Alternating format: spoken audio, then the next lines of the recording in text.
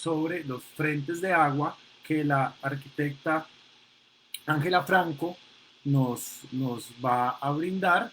La idea de esta charla es conocer diferentes estrategias de las ciudades del mundo donde se ha logrado la recuperación del espacio público, el paisaje hídrico y la igualdad social.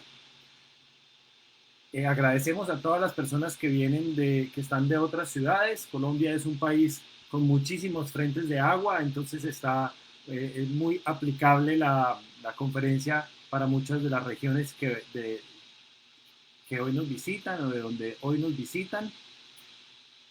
La arquitecta Ángela Franco hace parte de la Sociedad Colombiana de Arquitectos Regional Valle, hace parte de la Junta Directiva. Agradecemos su tiempo, su disponibilidad para esta charla. Ángela es arquitecta especialista en ciudad y proyecto urbano, es magíster en sociología y doctora en arquitectura con énfasis en estudios urbanos.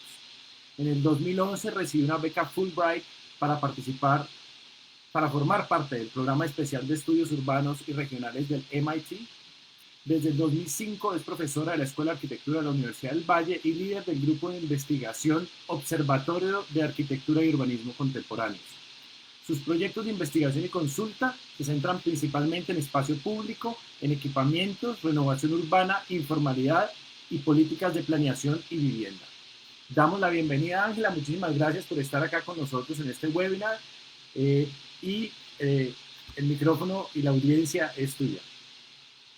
Bueno, pues muchas gracias por la invitación, por compartir este espacio y además por la iniciativa de los webinars y la SCA que yo creo que han tenido muy buena acogida y gracias a todos los asistentes por acompañarnos el día de hoy. Voy a compartir. Sí, muchas gracias Ángela. Yo quiero dar como la información cortita sobre la SCA, saber que todos los que están aquí presentes, sean socios o no, siempre son bienvenidos, todos los arquitectos, sé que también pueden haber otro tipo de profesionales, la idea es que todos estemos conectados, dejamos un formato en el chat que pueden llenar para quedar con la información de la SCA, quedar en nuestra base de datos para poder estar informados acerca de este y todos los demás webinars que pensamos hacer. La idea es que estos espacios se brinden todos los miércoles a las 5 de la tarde. En el momento en el que cumplamos 100 personas en este Zoom, trasladaremos a las personas al link de Facebook, que también se los voy a compartir por aquí, por si tienen algún conocido que quiere ingresar y no tenga la posibilidad. Al finalizar, vamos a tener un breve espacio para preguntas después de la presentación de la arquitecta. Nada, bienvenida, muchísimas gracias Ángela y muchas gracias también por todo tu aporte con la SCA.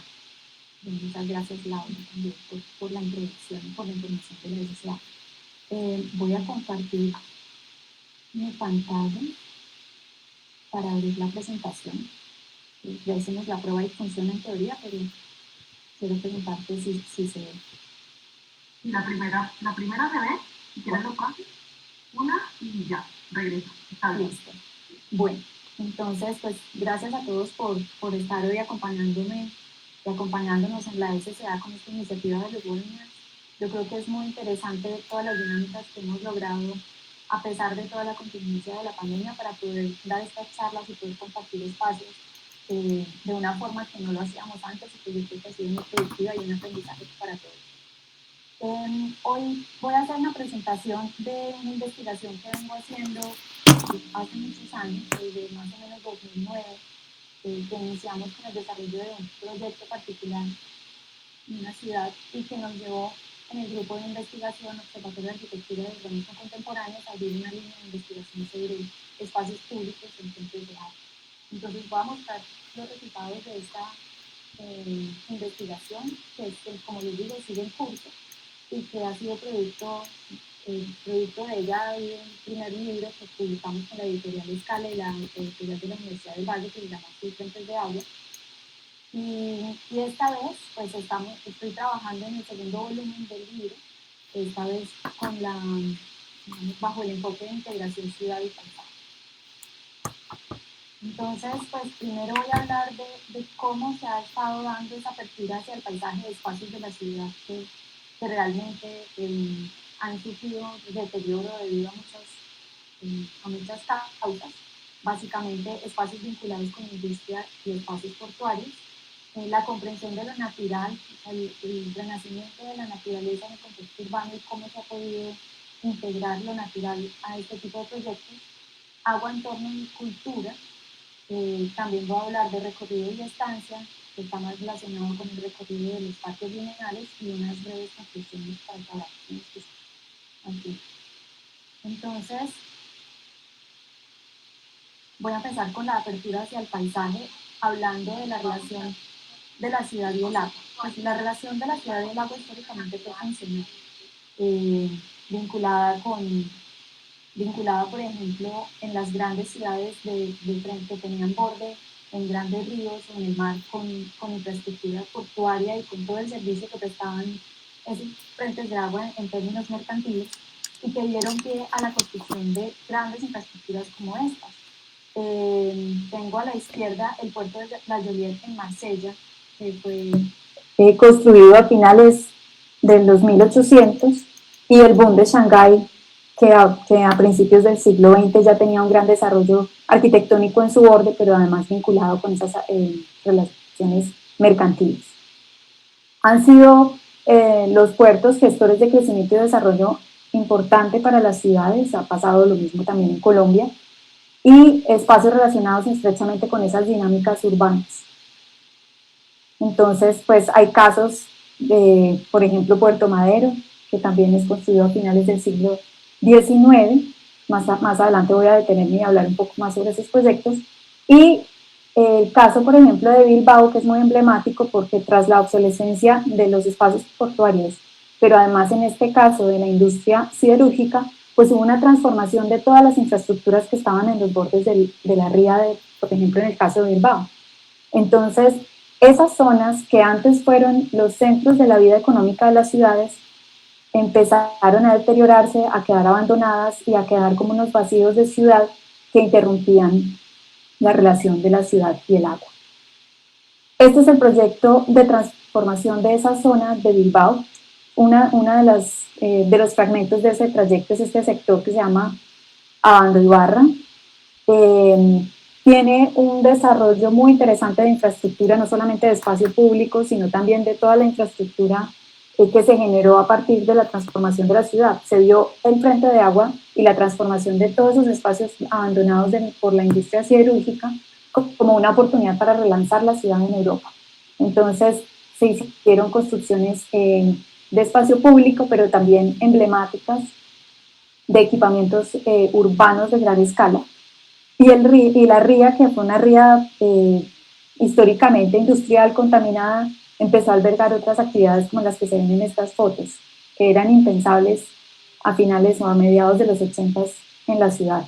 Entonces es cómo se puede aprovechar y pasar de lo que vemos en la foto de la izquierda, que son esos muelles que se tomaron los frentes de agua en las ciudades, a una transformación tan radical como la que vemos en la derecha, donde el espacio vinculado al agua se convierte en un espacio público para los peatones, para el disfrute de día, para el disfrute de noche y para una conexión con el resto de la ciudad. Esta también es una fotografía del antes y después de esa zona de Abando Ibarra en Bilbao, que es muy interesante porque es toda esa transformación. Y aquí abajo vemos el Guggenheim, que fue el edificio de Frank Gehry en este proyecto, que fue un edificio emblemático y que en Bilbao, cuando ellos hablan del proyecto de la Ría, no solo se refieren a este edificio que ha sido como el granito de la arquitectura, que se menciona siempre en este tipo de charlas, sino de toda la transformación y la gestión urbana que tuvieron que hacer para conciliar lo público con lo público, que suena paradójico, pero y poder hacer un proyecto de gran envergadura que albergara muchos usos, pero además que tuviera una gestión compartida entre autoridades ambientales, autoridades de planificación, sector privado. Entonces, más allá de la importancia que toman estas obras arquitectónicas dentro de ese proyecto, creo que uno de los grandes aprendizajes del proyecto de la Ría de Bilbao es la gestión del suelo para poder lograr. En el caso de Marsella, que tiene una connotación similar porque el frente de agua de Marsella sobre el Mediterráneo también estuvo intervenido por un gran puerto, que fue el puerto de La Joliette, que les mostré al inicio, y que para poder optimizar el puerto cada vez más se empezó a construir mucha infraestructura de tráfico pesado en el borde. Entonces, esta, por ejemplo, es la imagen de una de las noticias de la inauguración del primer tramo de la autopista del litoral, que como ven en el afiche muestra cómo bordea la zona del puerto autónomo, y como se ve en la foto, pues lo que está haciendo es partiendo esa relación visual y esa relación funcional entre el centro de la ciudad y el agua.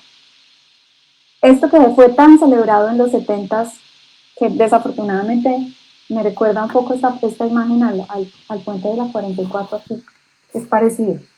Esto que fue tan celebrado en los 70s, pues a principios de este siglo lo demolieron porque se dieron cuenta que las soluciones a desnivel acababan con la vida peatonal, acababan con esas conexiones de proximidad y acababan con la riqueza espacial en esa zona. Entonces, una de las primeras decisiones que se tomó cuando empezaron a hacer el trabajo de renovación en Marsella fue demoler la autopista.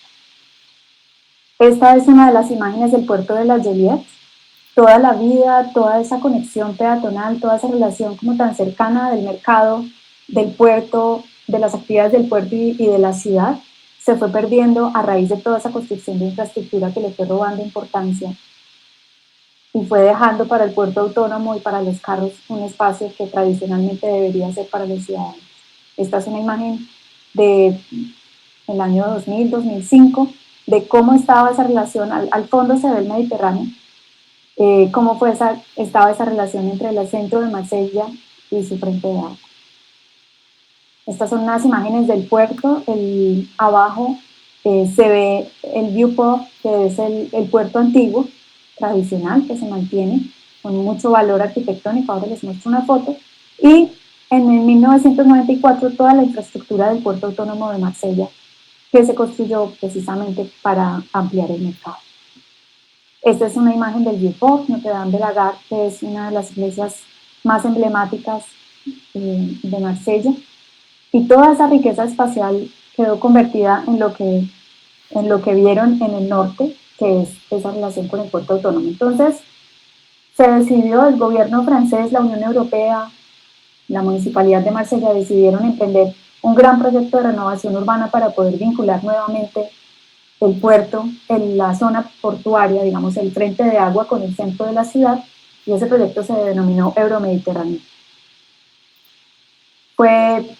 Acá lo que vemos son unas manchas de zonificación, pero hubo muchos concursos, más de 25 concursos de diseño para cada uno de los tramos del proyecto. No me voy a detener mucho porque no me alcanza el tiempo, pero este proyecto es muy interesante porque el concurso que ganó el plan maestro de la zona, precisamente, que une el puerto autónomo con el resto de la ciudad, que es un proyecto de Lyon, fue el único que propuso que el puerto se quedara y empezar a abrir el puerto para que tuviera unas actividades más turísticas, porque en el norte de Marsella se construyó ya un puerto ampliado. Entonces tenían la oportunidad de cambiarle el carácter a ese puerto y el puerto autónomo tomó la decisión de participar como socio en este proyecto. Entonces fue muy interesante que no era como tratar de hacer el cambio radical de eliminar el puerto, sino ver cómo podrían funcionar con el puerto allí, pero dándole un carácter diferente a la ciudad. Este es uno de los edificios que se construyó, la Villa Mediterránea de Boeri Studio. Otro proyecto emblemático es el Museo de las Civilizaciones del Mediterráneo, que es muy interesante. Es un cubo con una fachada, como se ve acá, es una fachada separada del edificio, y lo que más interesante me pareció de este proyecto, pues además de toda su relación con el espacio público y de la intención de reflejar todos esos edificios antiguos de patrimonio en parte de la fachada, es esta estructura de la piel del edificio, que es una estructura en concreto. También pueden investigar un poco más sobre esto, pero creo que es un proyecto muy interesante que vale la pena que profundicen en el análisis, sobre todo por la tecnología constructiva utilizada. Otro de los proyectos emblemáticos de puerto es el puerto antiguo de Génova. Aquí fue muy interesante. Renzo Piano fue el encargado del Plan Maestro en el 92, cuando se tomó la decisión de celebrar el descubrimiento de América, y entonces armaron un proyecto completo de integración del puerto, que seguía funcionando como puerto, y la ciudad.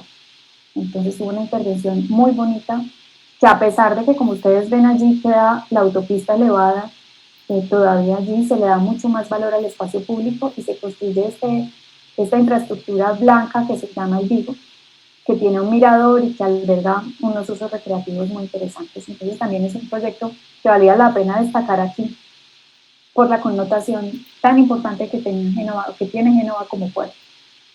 En Yokohama, en Japón, también hubo una intervención muy interesante, Minato Mirai 21, que quiere decir el puerto del futuro en el siglo XXI. Y esta imagen que les muestro acá es la que me gusta mucho, porque este es el techo de la terminal del puerto. Y es una estructura de madera en pliegues que abre un gran espacio público donde no existía y que empieza a darle importancia al recorrido, a darle importancia a esa relación con el agua, y esta parte de Yokohama se vuelve muy importante con el desarrollo del proyecto de Minato Mirai. Y otro emblemático en Francia que también me parece muy interesante es cómo esos andenes que van quedando de la infraestructura portuaria, parqueaderos, zonas mucho más, digamos que mucho más modestas, porque no tienen la envergadura de los puertos que les acabo de mostrar, pero que sí se usaron como muelles, se han ido transformando también en las ciudades de escala intermedia, como esta, por ejemplo, en Rouen, donde los andenes de la parte de abajo, los que estaban en relación directa con el río, se transformaron con un proyecto de Inspira. Aquí el valor del paisajismo es absoluto. Ustedes pueden ver aquí la transformación de las zonas que se habían convertido en parqueaderos, que habían roto completamente la relación entre la ciudad y el frente de agua, y cómo se recuperan para zonas verdes y para juegos de niños, para recorridos, para recreación pasiva, y se olvida ese espacio como un espacio para el vehículo, que eso ha sido también uno de los grandes valores de los proyectos de renovación en fuentes de agua. Aquí menciono el trabajo del paisajismo porque además pues, de la belleza y de la estética que ustedes están viendo allí en la fotografía, es muy importante todo el trabajo que se tuvo que hacer para recuperar los suelos que habían estado con pues, suelos contaminados, suelos confinados con asfalto, y poder hacer toda una recuperación de la calidad del suelo para poder tener ese parque allí. Entonces, el papel de los paisajistas fue esencial, y por eso este concurso se lo ganó en sitio, que es básicamente una oficina de paisajismo en Francia, que tenía las herramientas técnicas para poder trabajar también con bioingeniería y con equipos complementarios para poder hacer el rescate, digamos, o la restitución de unos suelos que se volvieron fértiles para poder albergar este tipo de vegetación. El puerto de Tel Aviv también es un proyecto muy interesante que otra vez otorga toda la importancia al espacio público y al peatón. Se olvida de los espacios para los carros, pero además quería mostrarles esta imagen porque en los espacios que quedan anexos de parqueaderos también se encargan de embellecerlos. Hacen este tipo de mosaicos en los parqueaderos también para poder integrar el espacio público en el espacio que en plataforma van a ocupar los carros que usan el espacio público del borde de agua. Y para nosotros en América Latina, pues el ejemplo de Puerto Madero, muy discutido, digamos en términos no necesariamente arquitectónicos, pero sí de gestión, por la especulación del suelo que se ha dado alrededor de todo el centro, y en Puerto Madero particularmente, a través del proyecto de renovación de esta zona. Es un proyecto muy interesante. El puerto de Puerto Madero, como les conté al principio, se construyó a finales del siglo XIX, pero 10 años después ya era obsoleto porque ya los barcos de gran calado no podían entrar. Entonces hubo que construir un nuevo puerto en Buenos Aires, un nuevo puerto más alejado de la ciudad, y empezó un deterioro de la zona que se había construido para el puerto, de todo este Puerto Madero. Casi 100 años después, en los 80, se toma la decisión de hacer la renovación y más adelante, en el 92, se lanza un concurso nacional de ideas en el que 3 equipos son designados para realizar el proyecto aquí de las bodegas y de todo el espacio público de Puerto Madero. Aquí quiero señalar que es muy importante el papel que han tenido los concursos de diseño en estos proyectos, porque ha habido una gran variedad de ideas que han dado pie también a tomas de decisiones por parte de los mismos gestores de proyectos. Entonces no necesariamente es un concurso estático en el que se elige un proyecto y no hay discusión, sino que, por ejemplo, en el caso de Marsella, los concursos eran de ideas y después venía un gran desarrollo de los proyectos que le daban mucho valor agregado a las operaciones en sí. El Malecón 2000 de Guayaquil, de pronto algunos de ustedes lo conocen, es una operación también muy interesante por todo lo que significaba el río Guayas y ser además la parte trasera de la ciudad en muchas zonas y convertirse este frente de agua en uno de los espacios más vitales y más concurridos de la ciudad, que además ha ido irrigando toda esa importancia y todos sus recorridos hacia el interior y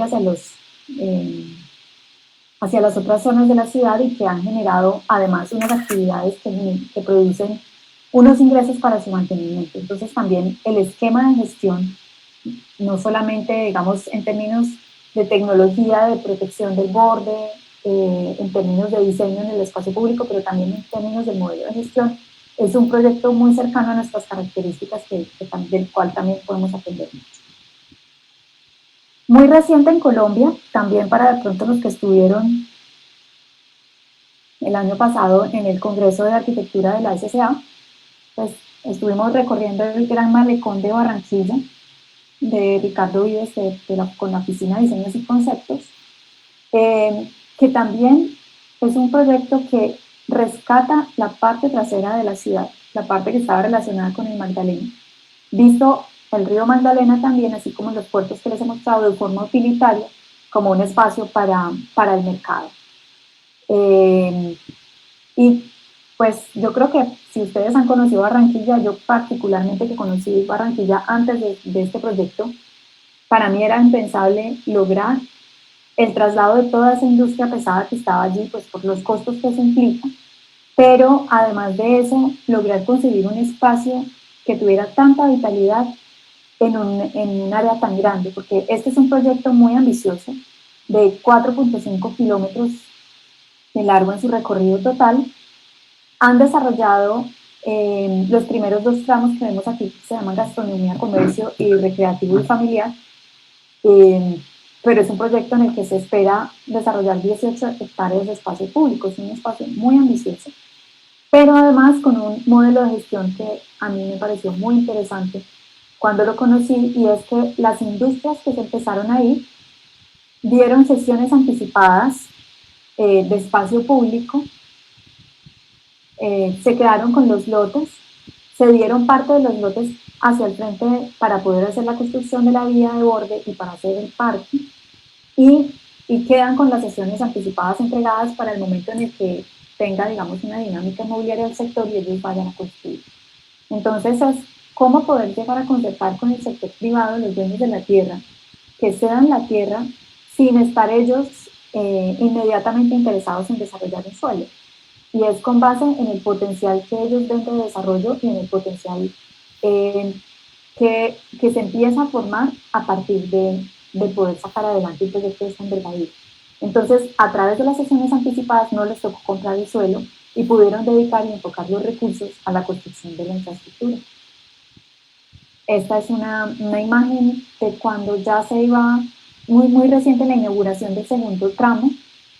Es un malecón que tiene muchísimas actividades y que ha tenido muchísimo éxito a pesar del calor y del sol. Por las tardes la gente va a hacer deporte, en los fines de semana está repleto, y además de eso yo creo que tuvo un componente clave que fue la participación ciudadana en la toma de decisiones de los usos que iba a tener. Entonces, para mí los grandes aprendizajes de este proyecto en particular, y Ricardo Vives, que venía de tener la experiencia de aprendizajes en gestión urbana, pues creo que aplicó aquí muy bien y tuvo un eco muy interesante por parte del alcalde en el momento, porque hicieron procesos de participación para que la gente tuviera una apropiación desde antes, inclusive de la entrega del proyecto, pero además de eso hicieron todo el modelo de gestión del suelo. Este proyecto tiene además un componente de ingeniería muy importante en los muros de contención, porque, porque además de eso logran levantar del nivel de inundación, logran levantarse alrededor de 7 metros en algunas zonas para prevenir inundaciones cuando haya creciente del río Magdalena. Aquí hay algunas imágenes del aspecto que tiene. Muy difícil que crezcan los árboles allí por el viento permanente y tienen riego, pero yo creo que dentro de unos años esto va a ser un sector verde muy bonito de la ciudad. Bueno, esos eran los ejemplos, los pocos ejemplos de muchos que hay, pero los que quería presentar sobre esa transformación de las infraestructuras portuarias y de las infraestructuras industriales en las ciudades y todo el potencial que tienen esas zonas que son olvidadas y que son dejadas abandonadas, pensando, digamos, siempre como en una expansión hacia lo nuevo, pero que han sido aprovechadas para reconectar el frente de agua con los centros urbanos. Ahora me voy a otro componente que me parece muy interesante y es cómo a través de los proyectos de frentes de agua, bajo otras estrategias y bajo otros intereses, se ha empezado a comprender lo natural y a integrar la naturaleza con mucho más fuerza en los proyectos. Entonces, pues, además de poner en valor esa naturaleza en los contextos donde se desarrollan estos proyectos, se pone en valor el paisaje, pero también se han convertido en instrumentos para la protección de los entornos naturales locales. Solo se está pensando en qué se ve desde el frente de agua, cómo está el espacio público diseñado, cuál es el esquema de gestión, sino también cómo se pueden recuperar zonas que tenían una gran riqueza natural y que se perdieron a través de los procesos de urbanización. Empiezo con este proyecto en Chile de Rancoret y Rüttimann, que es muy interesante y es simplemente una pasarela que va llevando de un sector al mar en un parque natural que se llama de Reñaca Norte en Concón, en Chile. Es como una intervención tranquila y una intervención que se levanta de la superficie del piso, empieza a poner en valor el recorrido y a proteger con vegetación el talud. Esta es la intervención. Como pueden ver, ustedes se convierten en unos miradores y en una oportunidad para descender en esa montaña a partir además con un estudio bellísimo de la flora del sector y de cómo protegerla y recuperar. Estas son parte de las visuales desde este mirador. Y otro proyecto que me parece muy interesante, acá me quedó mal el nombre de los diseñadores, pero fue el Parque del Agua en la Expo Zaragoza 2008. En este proyecto ahí está la Madre Vieja del río Ebro y ellos lo que proponen en este proyecto es integrar parte de la Expo a la parte inundable de la Madre Vieja que estaba protegida por un dique para volverse zona agrícola. Entonces, la idea de este proyecto era devolverle al río la Madre Vieja y permitir que se inundaran en las épocas de inundación y construir allí el Parque del Agua con unas intervenciones que privilegiaban, digamos, la relación del borde con lo natural y que, como vemos aquí, lo que se logra es recomponer esa ribera de la Madre Vieja, generar unos recorridos temáticos de enseñanza, de protección de la naturaleza, pero además también un recorrido del agua para reciclarla y para reutilizarla, de las aguas de la Expo, para reutilizarlas también en la parte de riego y de mantenimiento de este sector.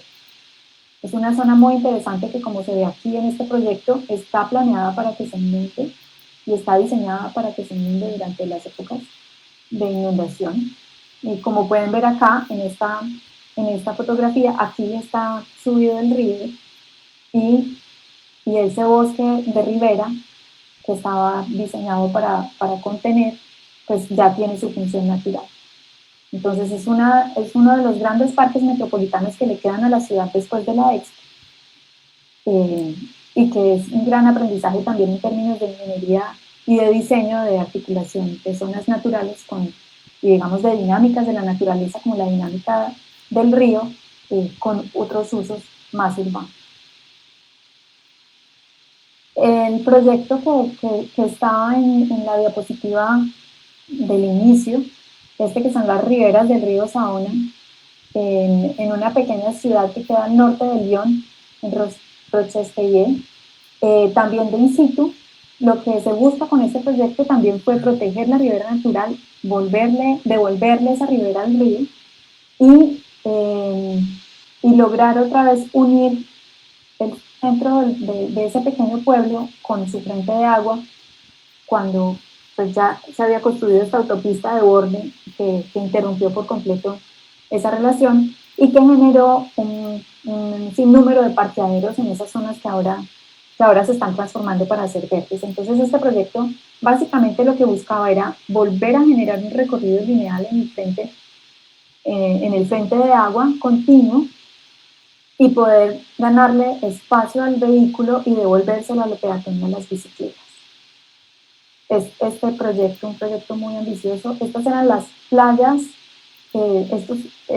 justo que en esta zona se bajaba la velocidad del río, entonces se habían generado unas playas que eran a principios del siglo XX las zonas de recreación de las personas de Lyon que llegaban allí los fines de semana, pero que, como les digo, se fue perdiendo esa relación de ese valor del frente de agua y de luz como playa a raíz de toda la construcción de la vía de alta velocidad.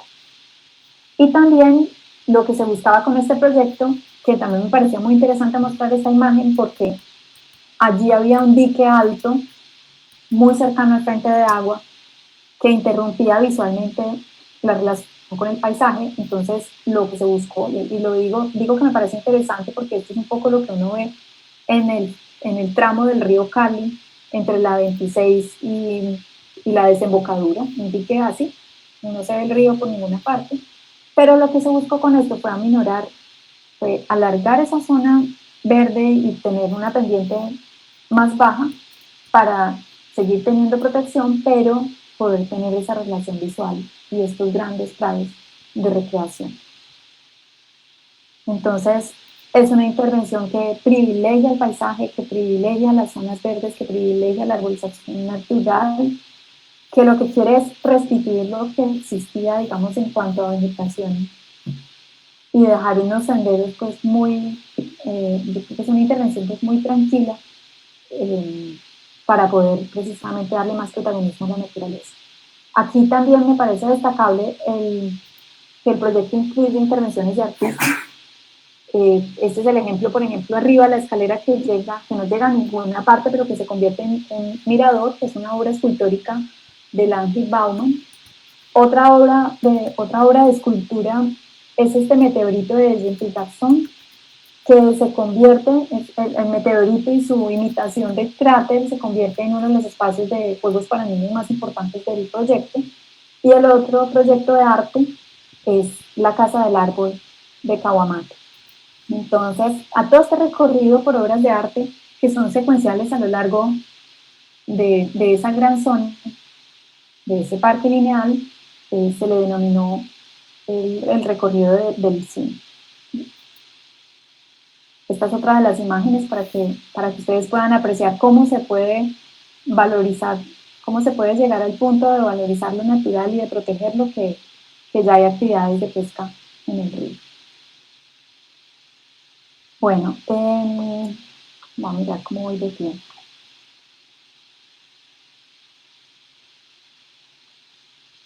Otra de las líneas en la investigación que surge es cómo se da esa relación entre el agua, la existencia, la presencia tan fuerte del agua en una ciudad, el entorno que se genera alrededor de las actividades acuáticas y la cultura. Y aquí yo creo que es indispensable arrancar hablando de este proyecto de Álvaro Siza, pues, las piscinas de agua natural, que son las piscinas de agua natural en Portugal, y que básicamente lo que él logra y lo que él expresa sobre ese proyecto es que él se ha dedicado solamente a optimizar las condiciones creadas por la naturaleza, que ya había iniciado por su parte el diseño de una piscina en aquel mismo sitio. Es un proyecto bellísimo, en el cual también hay una intervención muy tranquila, pero además de eso, que incorpora todo ese borde rocoso que antes se inundaba y generaba unas pequeñas piscinas, y poder construir este gran espacio de recreación en esta zona. Es un proyecto bellísimo que ha inspirado otros proyectos de piscinas naturales.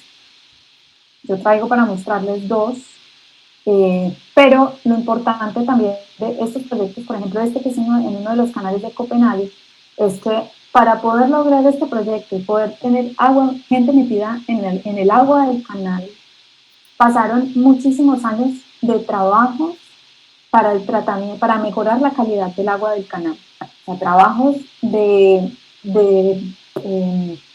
aguas, digamos, de todos los sistemas de aguas servidas que hacían vertimientos a esa zona, trabajos de protección de las inundaciones por la subida del nivel del canal, y solamente cuando lograron tener una calidad del agua óptima, que eso lo certifica la Unión Europea, fue cuando pudieron poner en práctica y poner en marcha, este tipo de proyectos. Esto es muy interesante. Es un proyecto de BID en el que básicamente lo que se plantean son unas grandes explanadas verdes para descansar y para hacer picnic frente a unas piscinas de agua natural, que básicamente pues tienen una serie de espacios diferenciados, por ejemplo unas piscinas para niños, otras para adultos, más la que está directamente en el agua del canal, y que son unos proyectos con un impacto impresionante. Estos son en el verano, pues unos proyectos que llaman mucho la atención y que atraen muchísimo a la gente y a los locales a disfrutar del agua en plena ciudad. Entonces es un gran logro que uno, viviendo en una ciudad, pueda tener un espacio en el que pueda disfrutar del agua con tranquilidad en el espacio del canal. Y este es otro proyecto de BID, similar en su contexto, en Arnaus, en Ayaus, en el que lo que se quiere aquí, a diferencia del otro que está en una zona ya consolidada, lo que se quiere acá con este proyecto es impulsar el uso de esta zona en un área que apenas va a empezar a ser renovada, también área portuaria. Entonces, primero se concibe el espacio público. Aquí a la derecha ustedes ven unos contenedores de comidas, y simplemente, muy rápidamente, se genera un proyecto de apropiación del espacio, y con mucho más tiempo y con muchos más, digamos, canales de gestión, se van a desarrollar unos proyectos inmobiliarios en este frente de agua. Pero lo importante es que el privilegio inicia por el espacio público y por entregarle este espacio a la ciudad, a los ciudadanos, para el disfrute. Entonces, esto es como una semilla del espacio público de un proyecto inmobiliario de gran envergadura que está planteado aquí. Otra de las imágenes. Al fondo se puede ver un poco también toda la parte de los muelles en obra. Y este también, que me parecía muy, muy bonito por la connotación cultural que tiene, es Loili, en Helsinki, un proyecto de Avanto Architects, en el que se plantea un sauna público. Los saunas allá en Finlandia pues han sido parte de la cultura, han sido muy importantes y eran antes públicos, pero digamos que en los desarrollos inmobiliarios modernos el sauna se fue incluyendo dentro de los edificios, se fue volviendo un espacio privado. Entonces, lo que buscaba la municipalidad con este proyecto era retornar a esa idea del espacio de encuentro, del sauna como espacio de encuentro, y de la creación de este sauna público, para revitalizar también una de las zonas de frente de agua de la ciudad. Es un proyecto pequeño, pero muy significativo, en el que hay básicamente saunas de diferentes tipos, un restaurante y las terrazas. Este es el proyecto Loile. Todo el material, todo el proyecto está construido afuera con este revestimiento de madera y adentro son unos muros de concreto que están guardados dentro de esta caja de pliegues y que conforman los saunas. Les vamos a mostrar una de las imágenes. Allí hay salas de estancia, de saunas, de zonas de duchas y toda esa combinación de materiales que se logra entre madera y concreto para darle vida a este proyecto que, como les digo, tiene un significado especial en Finlandia. Bueno, y parte también de lo que ha significado los frentes de agua en la ciudad es esa noción de recorrido y estancia. Malecones, ya nos alejamos de la idea del frente de agua como el sitio para, digamos, para la actividad mercantil y el puerto, sino el frente de agua que fue pensado en las ciudades también como malecón. Básicamente, bueno, a pesar de que en el caso, ahora les vamos a poner el caso de Chicago que está en esta foto, es rescatar el frente de agua, volverlo malecón y poder dárselo en uso a los peatones. Siempre hubo, digamos, en la antigüedad un temor hacia el agua, un temor de origen bíblico, y que fue muy difícil romper. El agua fue la parte de atrás de la ciudad, el agua era el sitio tenebroso, oscuro, digamos que la relación, por ejemplo, de los ciudadanos con el frente de agua no necesariamente era tan cercana como la que vemos en estos proyectos recientes, pero quería mostrar este proyecto tan interesante como ejemplo de cuando se empezaron en América Latina a utilizar estos frentes de agua como espacios de recreación. Y este, por ejemplo, es la construcción de la Rambla Sur de Montevideo, con la idea, digamos, con esas ideas que también son muy heredadas del urbanismo francés de regularizar, sanear y embellecer, ¿cierto? La idea del urbanismo higienista, y que se piensan ya como espacios no utilitarios, sino como espacios para el encuentro, el recorrido y la distancia. Entonces está este ejemplo de la Rambla Sur de Montevideo y este ejemplo tan emblemático que es el Aterro de Flamengo en Río de Janeiro, que fue construido en la década de los 50 con un plan coordinado por Reiby y el proyecto paisajístico de Burle Marx, que seguramente ustedes han ido a hablar muchísimo de él, pero es ese valor que se le da al frente de agua como espacio para la estancia del recorrido. Entonces allí dentro de esta clasificación quise traer este proyecto del paseo de la playa del Poniente de Ferreter y Martí, porque me parece que es uno de los que muestra cómo, digamos, como una zona que ha estado también bordeada, por ejemplo, en este caso que siempre la relación entre lo construido, entre los edificios y la playa era la avenida, cómo se le roba espacio a la avenida y se le baja la velocidad a la avenida para entregarle ese espacio a los peatones y formar este gran recorrido que se llama el Paseo de la Playa del Poniente. Es una obra de arquitectura muy interesante.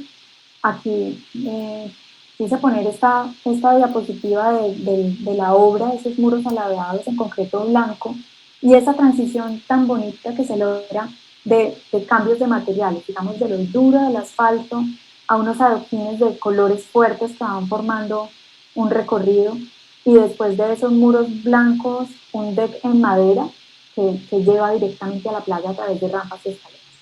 Es un proyecto bellísimo que ha transformado, digamos que le ha dado una connotación especial a Benidorm en España y que me parece destacable. Otro gran proyecto, digamos una gran apuesta por recuperar las riberas del río Ródano, también proyecto de in situ en Lyon, es uno de los, digamos, de los proyectos de gran envergadura también de rescate de espacios para el vehículo y para entregárselos al peatón. Estas son unas imágenes muy bonitas de cómo ese espacio que era, como ven ustedes, de infraestructura y simplemente pues en unos pocos recorridos se convierten en amplias zonas para el esparcimiento. Aquí, por ejemplo, en el espejo de agua, la orquesta, en el verano, pues se puede meter aquí en esos espejos de agua, eh, y le han dado una fachada completamente distinta a esta ribera del río. Grandes espectáculos de ciudad en el espacio público.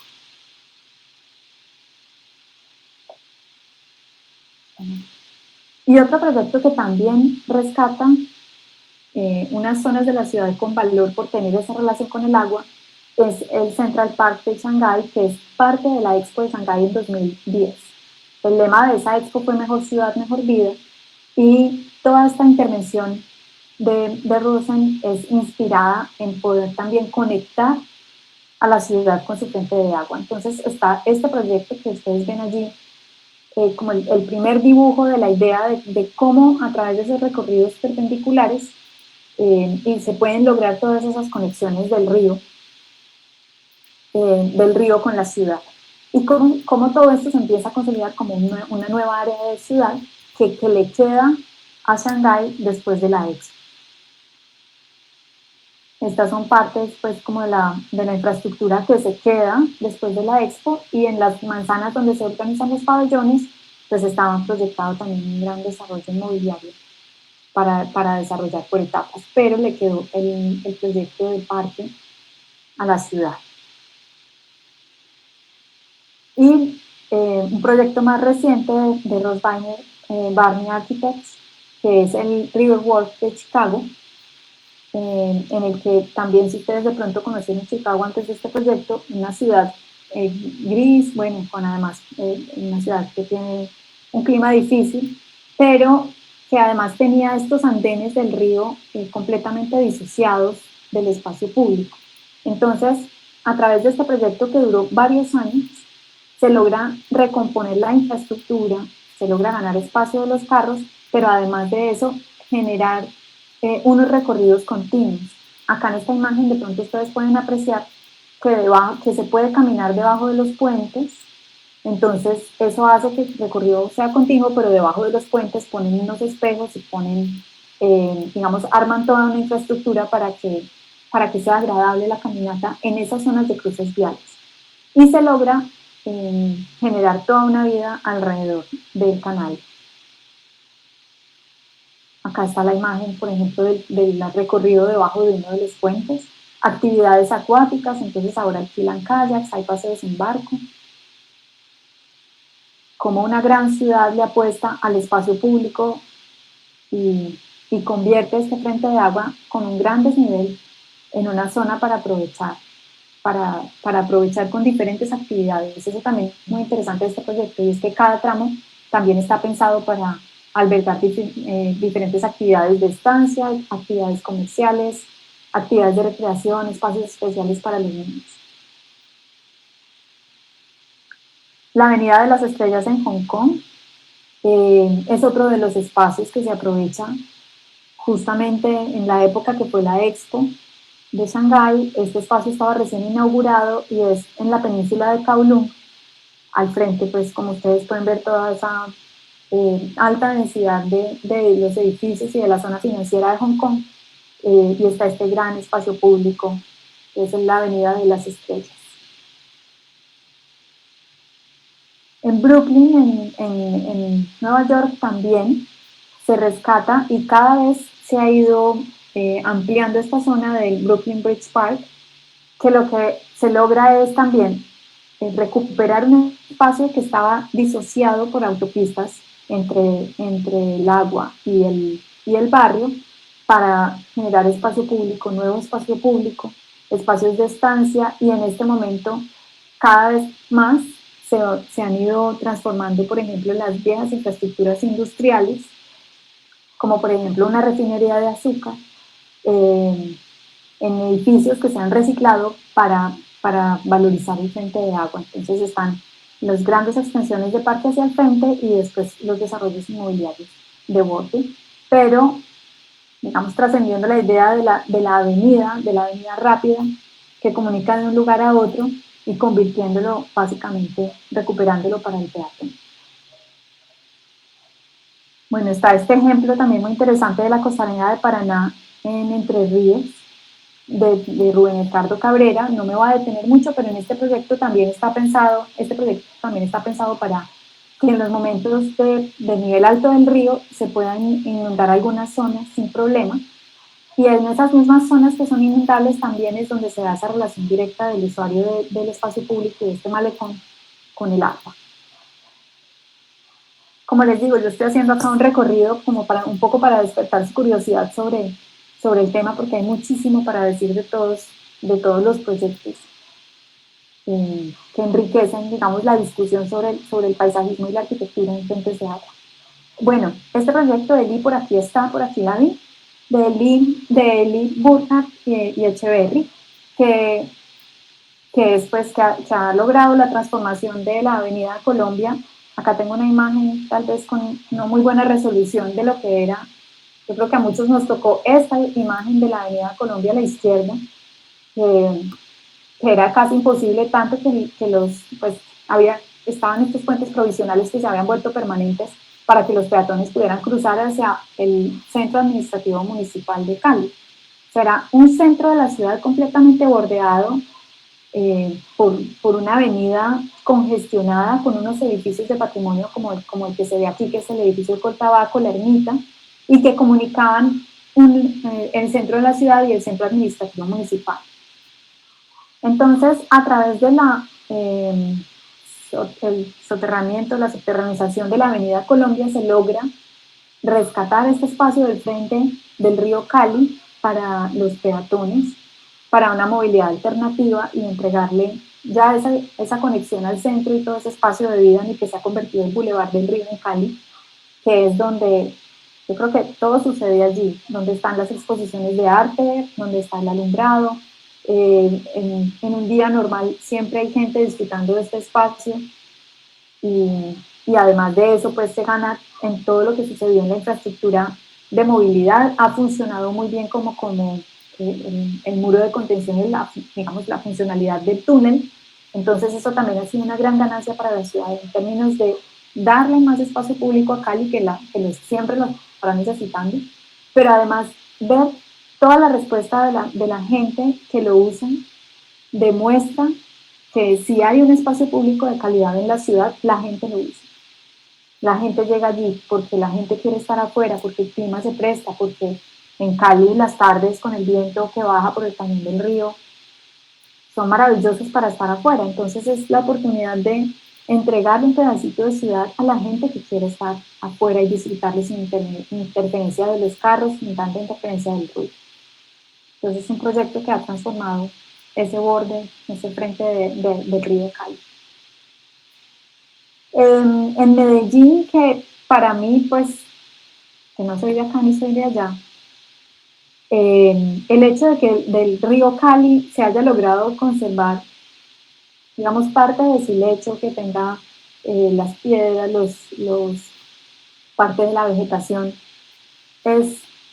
yo creo que para las personas de Medellín es como una nostalgia ver que ese río Medellín fue completamente canalizado y que rescatar un río canalizado es muy difícil, pero me parece a mí que han logrado una transformación muy interesante también con esta gran apuesta de volver subterránea la autopista y todas esas infraestructuras que siempre cortaron esa relación, o bueno, que durante el siglo XX se consolidaron con esa idea de progreso que arrasa de la ciudad para el carro, y revertir todo esto y convertir este borde del río, un gran tramo del borde del río en parque.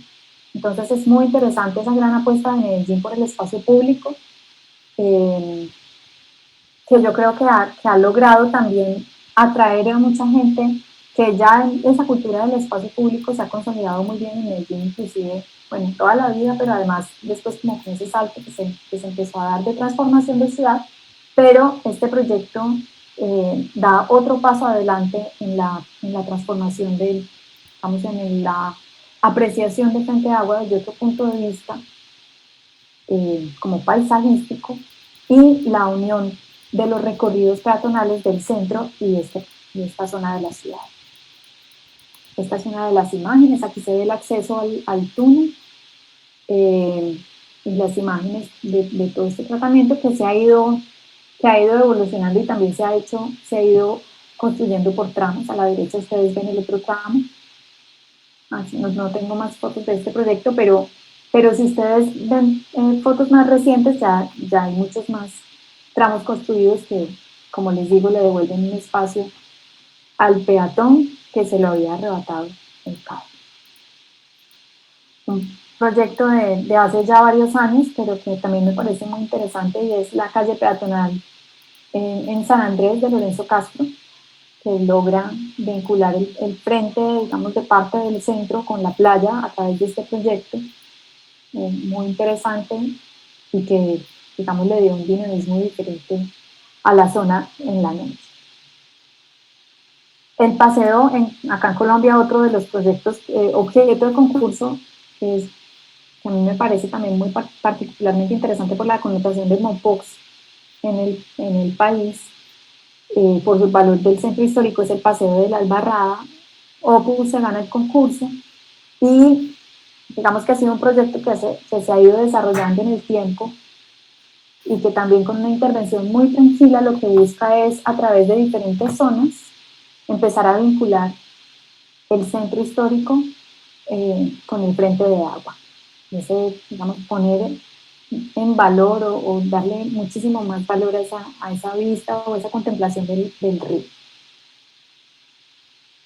Y la Ronda del Río Sinú, que fue uno de los primeros proyectos de estas etapas recientes de frentes de agua, que también es un proyecto muy interesante en su esquema de gestión. Por ejemplo, en la Ronda del Río Sinú, además de proteger la vegetación y de impulsar todo ese desarrollo paisajístico en un borde, en un frente de agua que estaba también completamente abandonado y contaminado, tiene un esquema también muy interesante de gestión en términos de aprovechamiento del espacio público.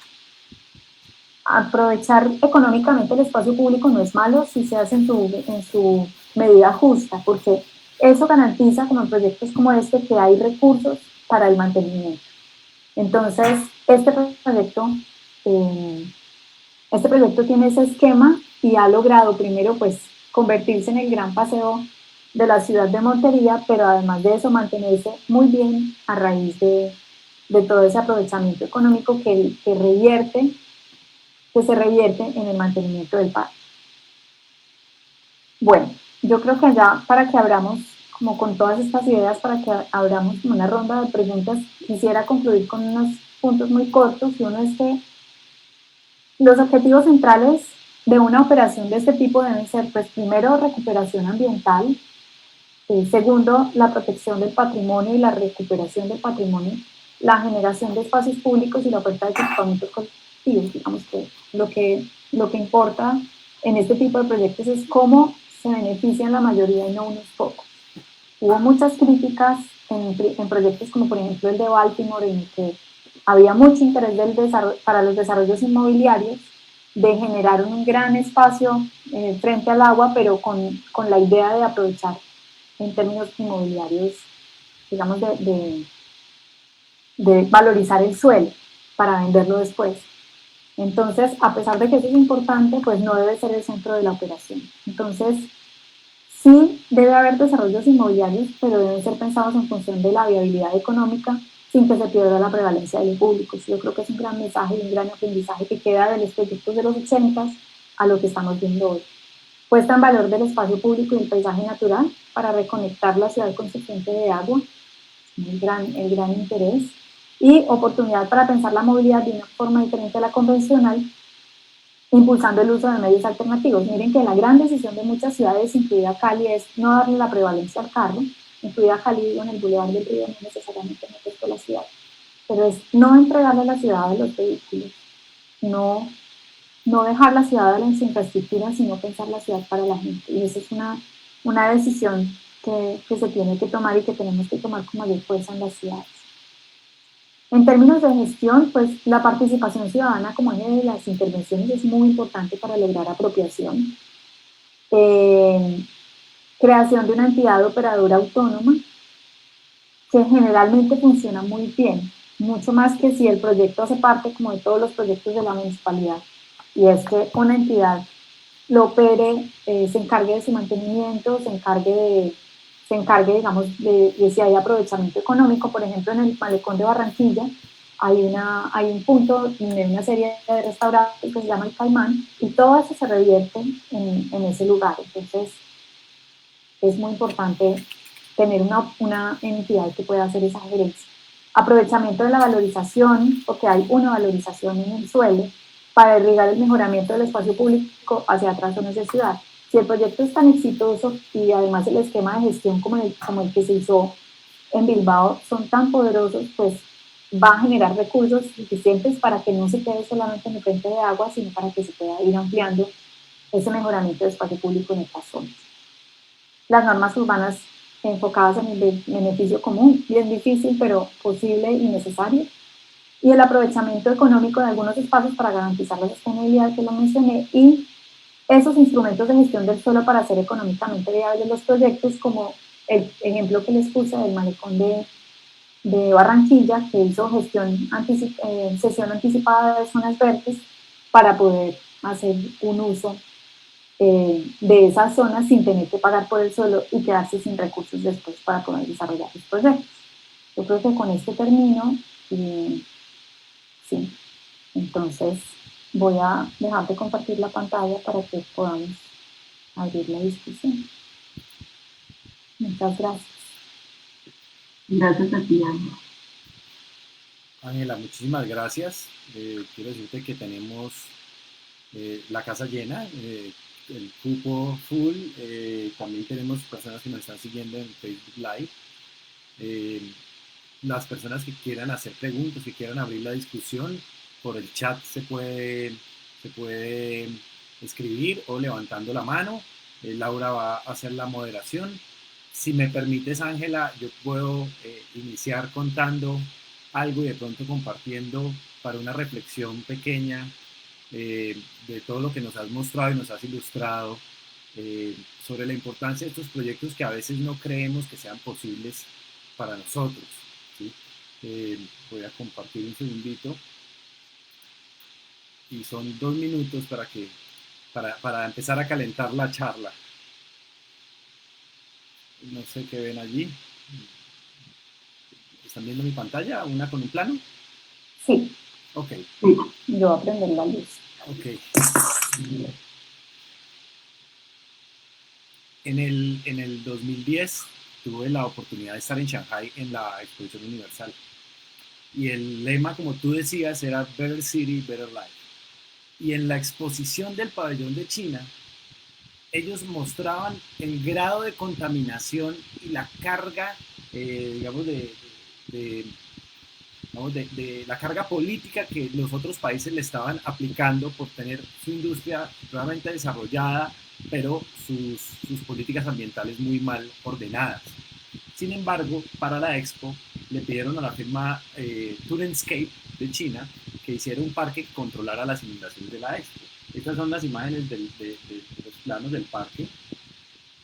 Ellos simplemente utilizaban un sistema de escalonado y vegetación natural, y cuando yo fui a ver el parque, que estaba recién hecho, lo hicieron en 2009, pues el parque era triste todavía. Yo fui uno de los que no creí que ellos en 10 años iban a recuperar sus bordes de costa, porque esa era la meta y la promesa que hacían cuando uno entraba al pabellón de China. Hoy, pues me sorprende ver fotos como estas, que lo lograron y lo mantuvieron con todo el orden y con todo el rigor. Tú nos mostraste algunas de estas fotos. Son muchas, las pueden buscar en internet, pero ahora el parque es pues un sitio que quedó después de la Expo, muy importante no solo para el control de ese sector poblacional, sino pues para las personas, ¿no? Se vuelve un tema educativo. Y con eso quería compartirles también esta imagen. Wuhan, pues estamos de moda, está de moda Wuhan, pero Wuhan es una ciudad que vive pues en su río, ¿no? Esta es una foto del primer día que pudieron volver a montar en ferry, todos tomándole la foto al piquete para mostrar que era posible. Allí en Wuhan hay un proyecto de la firma Sasaki de Estados Unidos. Esta es la primera fase del proyecto. Es un proyecto que hoy está en desarrollo. Terminaron en el 2018 terminaron los planos. Es un proyecto, un megaproyecto, en donde toda la inversión de la ciudad de Wuhan está en las riberas del río. Todos los equipos de arquitectura que tiene la ciudad están trabajando en la ribera del río.